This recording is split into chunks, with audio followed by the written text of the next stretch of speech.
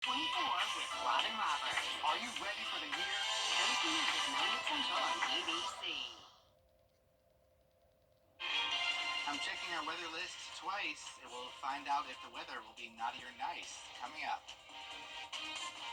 Right now on News Channel 6 at 7, Christmas week is here and holiday travel is ramping up across the country. But will Mother Nature keep everybody merry and bright? We'll have the latest. Plus, Georgia farmers impacted by the hurricane are set up to get some of the help from federal government. Details on what they're eligible for. And we're hours from Christmas Day, but it'll be time to get rid of that Christmas tree sooner than you know it. A look at how to safely dispose of it. Your news at 7 starts now. Live from Television Park, this is WJBF News Channel 6 at 7. Good evening, everyone. You're watching News Channel 6 at 7. I'm Graham Lee. Thank you so much for joining us. Coverage you can count on begins with breaking news out of Washington tonight. Former President Bill Clinton has been hospitalized. According to his deputy chief of staff, the 78-year-old was admitted this afternoon for testing and observation after developing a fever. She says he remains in good spirits. Much more on the former president hospitalized tonight at 11. We continue now with the busy holiday travel season in full swing. Record numbers of people are expected to travel. 107 million of them are expected to drive, and the TSA is expected to screen at least 40 million passengers. Melissa Adon has the latest. It's the most busiest time of the year at airports, highways, and railways across the country. 119 million people coast to coast heading to their holiday destination. You got to get through it for the holidays. So we had to learn how to be patient. The TSA expects to screen nearly 40 million people. That's a 6.2% increase from last year. United Airlines adding almost 500 more flights per day since December 19th through January 6th. The terminals are full. I mean, I've never seen them that full before. It's also the first holiday season since a new FAA rule requires airlines to automatically give customers a cash refund if a flight is canceled or significantly delayed. So many people, the flight was oversold, so it was like really packed. Houston's airport using therapy dogs to help calm any anxious travelers. We come and bring the dogs to spread joy and happiness to all the passengers. For those hitting the road, you've got company. AAA projecting 107 million drivers during the Christmas and New Year's holiday period. That's nearly 3 million more from last year. And if you're taking the train, Amtrak experiencing major delays Sunday from Boston down to Washington, D.C. because of downed power lines, canceling some routes. Some cancellations stretching into today. It's also the coldest December in 2 years in the Northeast, with an Arctic blast dumping snow on several states, from West Virginia to Maine overnight into Tuesday. Washington, D.C. and Baltimore may see a glaze of ice, creating hazardous travel Christmas Eve morning. And some parts of the West also expecting rain and snow. If you're planning to drive, keep in mind the busiest time on the road is noon through 6 p.m. But some good news at the pump. Gas prices do remain low. The national average is about $3 a gallon. Melissa Adon, ABC News, Los Angeles. Miller Hyatt joins us now for our first check of the weather. We just talked about holiday travel, of course, so what does the weather forecast look like for travelers going on the road these next couple days? Pretty good here in the CSRA, Graham, as we have dry conditions right now. Speaking of travel, if you're traveling to the Augusta Regional Airport right now, nice and quiet, but have the winter coat on because it is getting colder right now. It's down to 43 degrees in Augusta. Drive up to Lincolnton is 39 degrees, 38 in Saluda, 43 in Aiken. But we are tracking a brisk wind out of the northeast, and that's driving in some cooler air and also dry air. It feels like 34 degrees in Saluda. It feels like 35 in Lincolnton, 39 degrees in Augusta. So Jack Frost is certainly making his presence known. It is very dry with these dew points down into the teens, and that is going to really prevent a lot of moisture from reaching the ground, as we do have a coastal low developing that could bring in some showers to our eastern counties. There's already some rain popping up near Charleston, but for the most part, we're all sitting nice and dry, and that's going to continue into tonight. But do expect mostly cloudy skies. It will be cold, but certainly nothing frigid. Temperatures near freezing as we go into tomorrow morning on your Christmas Eve. And Christmas Eve does look very nice and dry. Plenty of sunshine by the afternoon as temperatures will rise to the upper 50s. So a warmer day than what we were dealing with today. Will be right around average for this time of the year. And as we look ahead to your Christmas day itself, we continue that dry stretch of weather with plenty of sunshine, and it gets even warmer as we go towards next weekend. So I'll have all those details and more coming up in your 5 for 6 forecast. Graham? Miller, thank you. And while millions prepare to head out of town this week, there are things you can do to protect your home while you're away. Julia Keener has a look at some tips to keep your home safe. Sergeant Rita Castro with the City of Spartanburg Police says there are many simple precautions homeowners can take to deter others from breaking into their home. Just post your festivities after you've already returned home. I always recommend maybe leaving some lights on if you're not going to be home for a while. If you are in a good community, let your neighbors know, hey, I'm not going to be home. Can you check on my house? Make sure not to let packages pile up outside of their doors. That's also an inclination that people aren't going to be home. She also suggests breaking down boxes that may indicate new big-ticket items in your home. And instead of breaking those boxes down and putting them in trash bags, they're just putting them out on the curb, and that's just a big, hello, I got a brand new 58-inch TV. Come take it if I'm not home, So break those things down so people don't know what kind of value items that you have inside of your residence or that you just got for Christmas. As an extra precaution, Castro says any resident in Spartanburg can call into the station for extra patrolling while they are gone. We have a keep check system here, so if they know that they're going to be out of town for a long, extended period of time, they can call into the police department and leave their address, a contact number, and their name. And what we do is we send out a running list to our officers so that they know that, hey, this resident's not going to be home. Let's drive by a little more often. She says in the season of giving, it's okay to put yourself first. Protect yourself first, and so we can help protect you, not afterwards, but things that are happening where, there's something that you could have prevented by easily just taking your valuable items inside, posting, if you see somebody in your neighborhood that is not common to be in your area, don't be afraid to call the non-emergency line and just have us come do a ride-through to check on the community. Officials also say if you suspect someone has entered your home, call the police department, stand by, and let them clear your home before you enter. A push to help Georgia farmers impacted by Hurricane Helene, Atlanta Bureau Chief Artis Seshadri shows us what help farmers are eligible for. Some good news for Georgia farmers. Thanks to Senator Ossoff's bilateral legislation that's now been signed into law, there is $21 billion in disaster relief that'll help Georgia farmers impacted by Hurricane Helene. There's also $10 million that'll help out for economic assistance because farmers have faced tough conditions with market prices as well as rising costs and imports. Georgia farmers are impacted, and they say that they need this money because of damaged crops and damaged orchards that they were left devastated just a few months ago.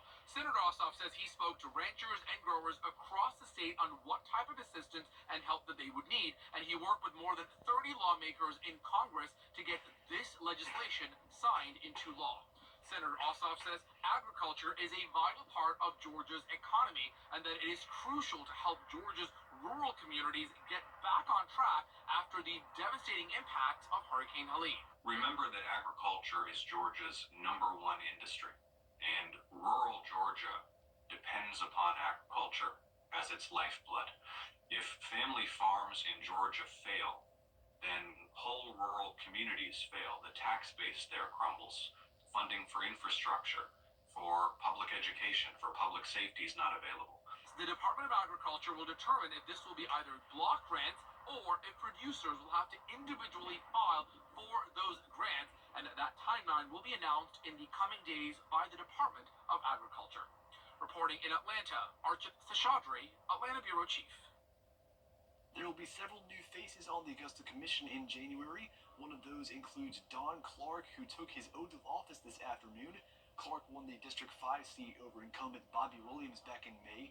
He served in the Army for more than 20 years and says he's ready to get down to business and help make Augusta better. The issues and the challenges that we see today didn't happen overnight, and it definitely won't be resolved in that fashion. So I understand that there's going to be some grit, there's going to be some effort, and there's going to have to be some patience and understanding, but more importantly, there's going to have to be some openness for all of us to do what is intended through the definition of community. Clark's first commission meeting is set for January 7th. Hard to believe, but soon people will be looking to dispose of their Christmas trees. Doctors Hospital and the Augusta Fire Department want you to know how to safely dispose of that tree. They held a demonstration today aimed to help educate people on the right and wrong ways to do that. They say dried Christmas trees are a leading cause of holiday house fires and can create some serious risks for you and your neighbors. Always make sure that, all the lighting that you put onto the Christmas tree is correct and not frayed. Making sure that the tree stays watered on a regular basis. But despite all those efforts, the tree is going to dry, and one must be very careful about bringing any sort of ignition near a tree, being candles, being space heaters, anything of that nature. Fagan also says you should turn off your tree lights every night. Well, this just into our newsroom. The Georgia Bulldogs will have to play the Sugar Bowl without their starting quarterback.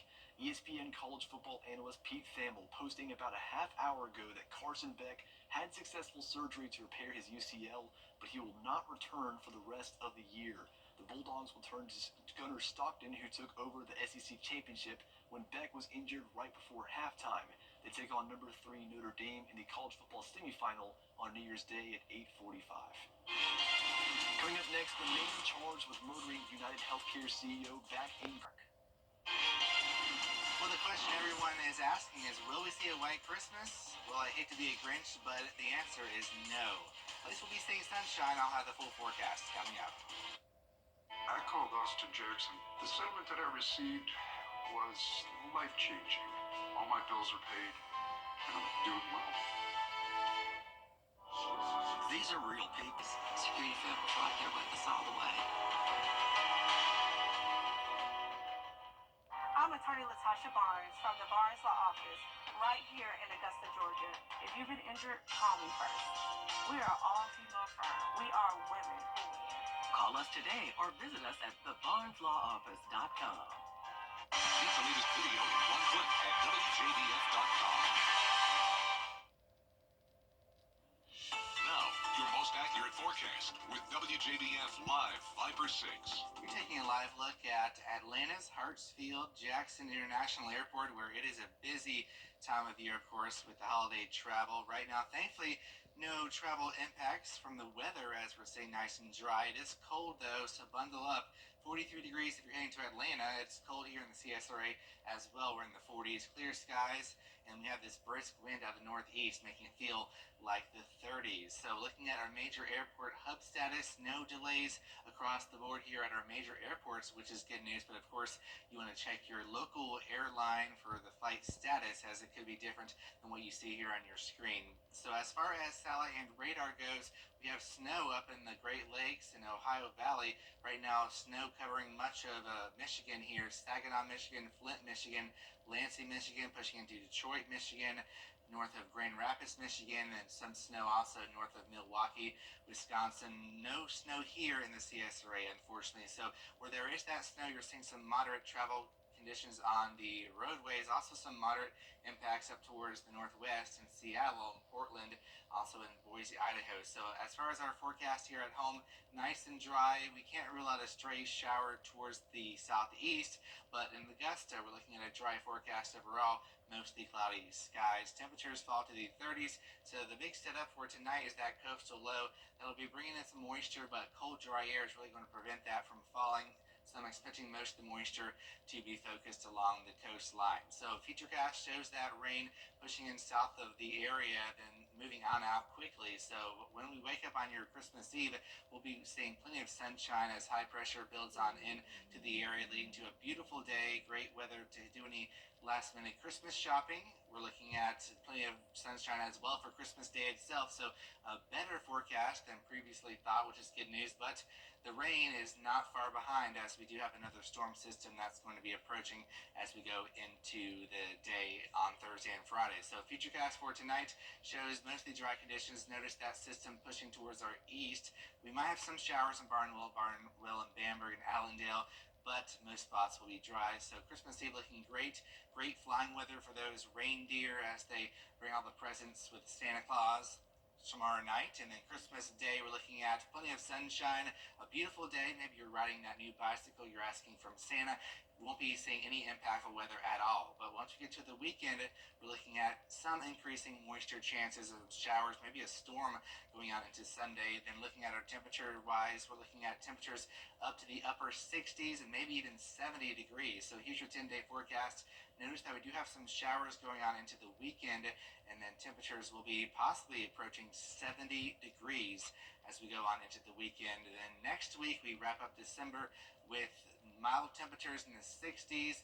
We're ringing in the new year next week with pretty seasonable temperatures, not too bad. It'll be dry, which is good news if you're watching some fireworks for New Year's Eve. So that is good news, Graham. Tell you what, if I had to put a play on words, looks like a holly jolly forecast. Yeah, that's right. All right, well, we hope you will spend part of your holidays with us. Join us tomorrow for our holiday special, Christmas Eve on News Channel 6. Lots of holiday fun planned for you. Take a look. Merry Christmas Eve. I'm Jenny Montgomery. And I'm Brad Means. Tonight, we're elves from the North Pole's Spirit Division, tasked with boosting the levels of holiday cheer here in the greater Augusta area. Right now, our handy cheerometer is sitting at silent night. To make sure Christmas morning is as merry as possible, we need to hit holly jolly before Santa Claus comes to town. Our Christmas Eve special is tomorrow night at 7 p.m. right here on WJBF News Channel 6. And still ahead, a big holiday tradition for some people is taking time making. A look at all the work that goes into it. Coming up next. It's the one thing. WJBF Live Viper 6 Skyview Network is sponsored by Terry Lambert Hyundai. Low prices, big selection, and committed to quality customer service.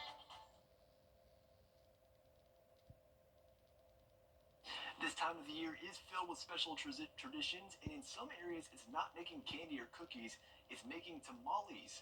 Kamara Esquera shows us how one family is spreading their cherished tradition. Just like turkeys for Thanksgiving, tamales is for Christmas in the Hispanic community. 'Tis the season for tamales.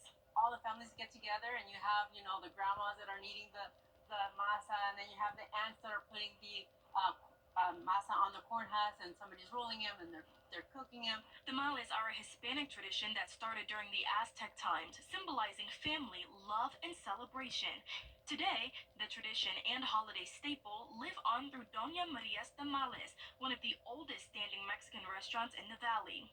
The three-generation family-owned business, known for their authentic tamales, have been spreading the taste and warmth of the holiday season for more than 4 decades. The recipe comes from my dad's side of the family, so it's his grandma's recipe, and we've been just perfecting as the years go. We know, we gotta add a little more this, a little more that. During the holiday season, Doña Maria Tamales makes about 400 pounds of masa a day. That's equivalent to 400 dozen tamales. It's rewarding. It's a lot of hard work, but it's rewarding that you get to, that they allow you to go into their homes and have your food. The Martinez family plans to pass on the deeply rooted tradition to the future generations while continuing to offer a taste of their culture to the community. We were very proud, because to see your product, they like it and they love it, and it's the culture for us. When we first started off, it was small and we kind of grew. Just like the community grew, we grew with it, and it's rewarding. How cool. Tamales are not only popular around Christmas, but for other celebrations as well. They were also made as an offering to the dead on the Day of Dead celebrations.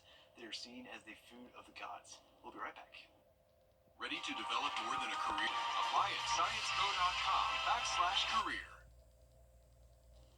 Well, it's sunny Christmas Eve and Christmas Day. Temperatures near 60, and then rain returns going into the weekend. We'll see you again on Mini TV at 10 tonight. Entertainment Tonight is up next.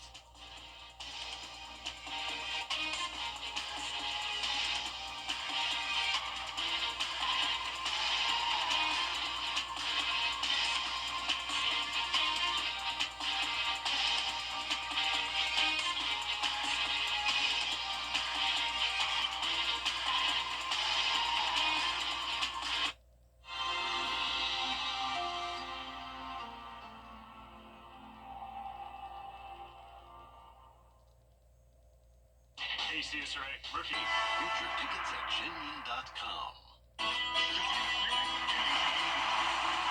I'm 8th-generation watermelon farmer and NASCAR driver Ross Chastain. And one thing's for sure, racing with professional drivers requires me to use my melon. So if you've had a drink after a long day at work or celebrated a little too much, always surrender those keys to a sober designated driver. And you should never mix drinking with any kind of driving, and that's using your melon. A message from the Governor's Office of Highway Safety. Give your home a fresh start, fresh new furniture. It's the Rooms to Go New Year's sale. Shop must-have pieces, incredible room packages, all at amazing sale prices you won't find anywhere else. Whether you save online or in-store, give your home the style it deserves this year. But don't wait.